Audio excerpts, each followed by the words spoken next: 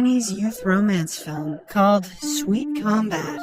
In the opening scene, we are introduced to Fang Yu, the best female MMA fighter in the state. She has only recently started taking part in official matches, but has had an unbeatable record. Her recent big win has caused a sensation in the media, making her even more popular. A flashback shows us Fang Yu telling her wealthy businessman grandfather that she wants to be a fighter. She was always expected to help the family business growing up, hence, her grandfather was very disappointed. Then, we are introduced to Ming Tian, a young man living in Macau. He has two younger siblings currently studying in middle school. The kids are Ming Tian's responsibility since their mother abandoned them and their father passed away. His brother loves watching MMA fights on TV, and his favorite fighter is Fang Yu, who he refers to as the Queen.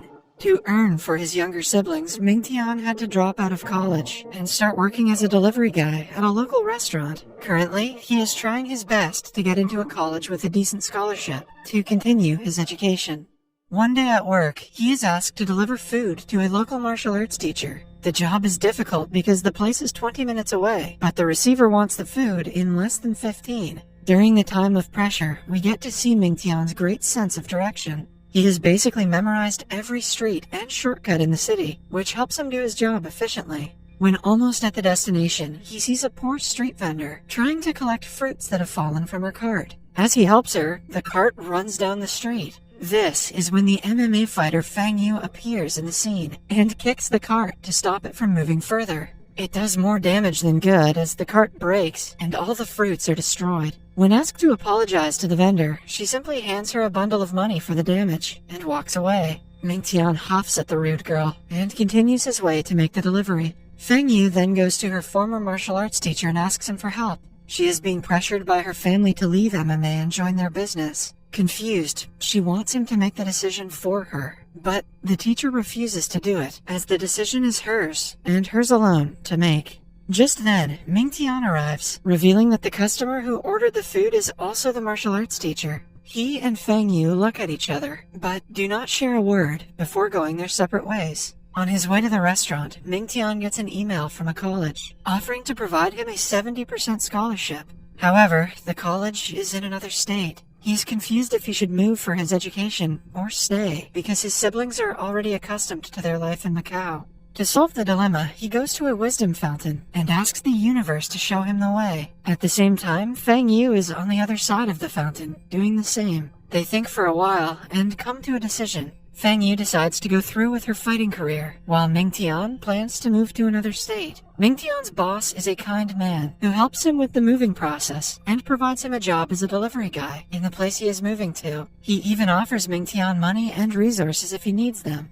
In the following scene, we see Ming Tian and his siblings move into a new house. Although it is not the best neighborhood, the interior of the place is quite homely. The kids seem to love it, which ultimately makes Ming Tian happy.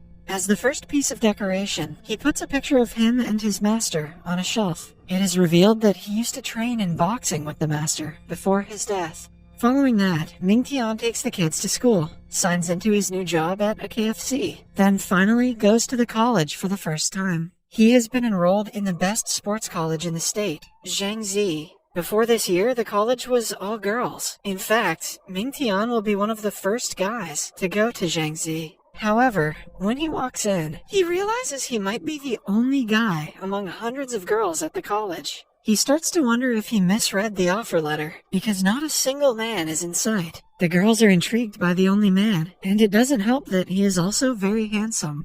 Suddenly, he bumps into Xiaomi, a tomboyish student who loves to box and skate. Ming Tian mistakes her for a guy, and instantly starts chatting about how grateful he is to find another male. Instead of correcting him, Xiaomi simply puts a tiny pink clip on her hair and introduces herself. A shocked Ming Tian apologizes before she skates away while glaring at him. The president and a teacher named Mr. Wang are worried because initially 10 men had applied to the college, but after taking a tour and seeing only girls, all of them requested a transfer. Currently, Ming Tian is the only one left. The president orders Mr. Wang to do whatever it takes to keep him content, so he won't leave. They want to expand the college's horizons, and the presence of male students will take a huge part in that. Outside, the girls start going crazy because of Ming Tian. They block his way, offering help that he clearly doesn't need. One of the girls and Xiaomi get into an argument regarding who gets to take Mingtian to the principal's office. The conflict only ends when he tricks them into looking the other way and runs away.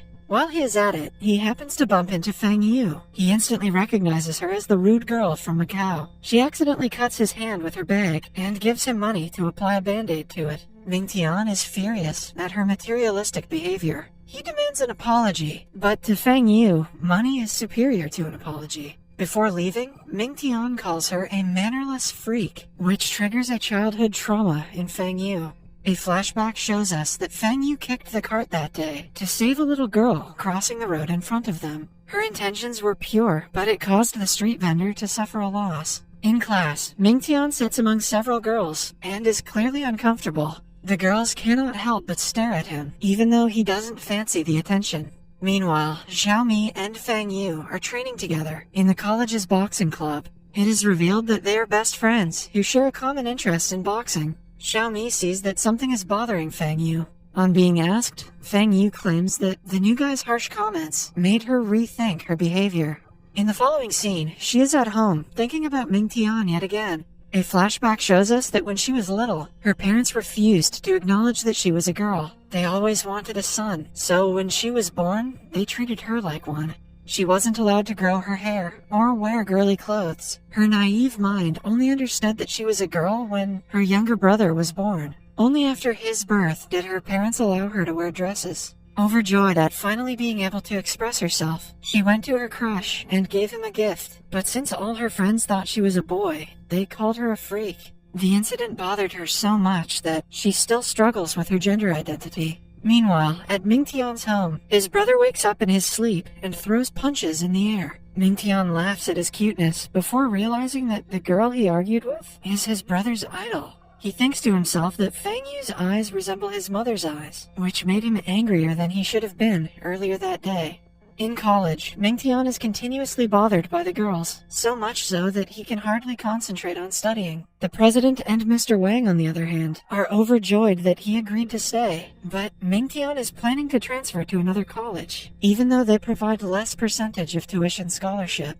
The college's diverse clubs are the distinguishing feature, unique to it. The students spend more time in the clubs, comparatively, than their studies. In the clubs, their talent and skills are polished and showcased at an international level. Some girls take boxing, some take taekwondo, some gymnastics, and so on. Fang Yu and Xiaomi are in the boxing club. The freshmen are encouraged to take a tour of all the clubs to choose one that they would like to join. During the tour, Mingtian checks out the boxing club and finds Xiaomi and Fang Yu fighting. He is mesmerized by Fang Yu's skills that are very similar to his master's. He assumes that she must have trained with the same master, but dismisses the thought. The girls force Mingtian to be in their clubs, and even fight each other for the same reason. To get rid of them, Mingtian disregards his interests, and decides to join the swimming club, the one with the fewest members. He confidently goes to the pool and takes a dive, waiting for the instructors to arrive. But strangely enough, the pool is filled with several fish. A woman informs him that the club has been disbanded due to low enrollment, and the swimming pool has been modified into an ecological pool.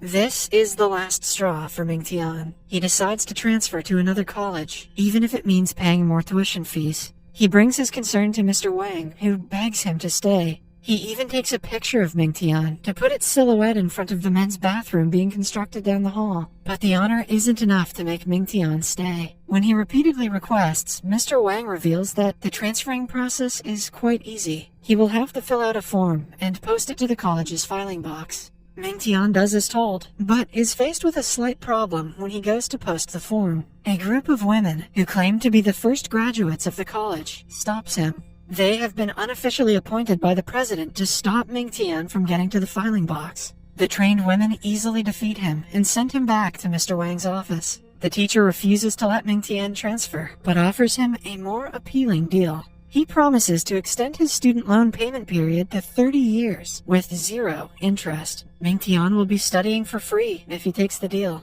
With his current financial condition, he doesn't want to miss such an opportunity. Still, the pressure of being the only guy among hundreds of girls is too much for him. He decides to consider the idea. Later, Mingtian goes to a bathroom to change, but it turns out to be women's. he bumps into a naked Fang Yu, who kicks him to the ground. As the two argue, Xiaomi barges in and assumes they were doing something fishy. The two dismiss her before Mingtian walks away. In the following scene, we see Xiaomi, Fang Yu, and their rival from the Taekwondo class at an ice cream parlor, arguing about who gets the last scoop of the strawberry flavor. Meanwhile, Mingtian is on his way to deliver food when he notices a bully dragging a kid across the street. He helps the kid run away, but is in turn caught by the bullies. They take him to a field and threaten him until the girls arrive on the scene. Initially, they try to solve the problem by talking, but when the bullies start getting handsy, they get into a fight. After a long and entertaining struggle, the girls and Mingtian manage to chase them away. Mingtian is beyond grateful to them and befriends them after the incident. Because of the girls, college life doesn't seem that bad to him, even though he might face problems on the way. He decides to terminate his transfer and stay at Jiangxi. The very next day, he accepts Mr. Wang's offer, much to the teacher's delight. With his new friends and added advantages, Mingtian hopes to have a smooth college life for the next 4 years.